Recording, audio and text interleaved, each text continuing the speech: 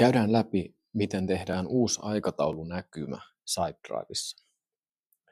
Eli mä haluan nyt johtaa liiketilojen työt erillisessä aikataulunäkymässä, koska siellä on eri urakoitsijat, ketkä sitä työtä tekee. Joten mä haluan tänne semmoisen aikataulunäkymän, missä on pelkästään liiketilat. Eli mä menen takaisin tänne aluejaot näkymään ja mä oon tehnyt tänne semmoisen aluejaon kuin liiketilat. Ja mitä mä oon tänne tehnyt on, mä oon poistanut täältä kaikki muut alueet, paitsi kahvilan ja kirpputorin alueet.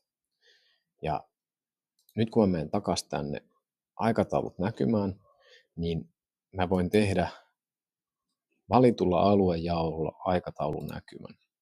Eli otetaan liiketilat ja kirjoitetaan tänne aikataulun näkymän nimeksi liiketilat. Tallennetaan se. Tänne tulee yksi aikataulunäkymä lisää. Avataan liiketilat aikataulunäkymä. Ja tosiaan edelleen mulle näkyy muita töitä täällä. Laitetaan suodatus päälle. Otetaan täältä pelkästään liiketilat. Tehdään tästä vakioasetus. Ja nyt mulle näkyy nämä liiketilojen työt täällä SideDrivessa pelkästään.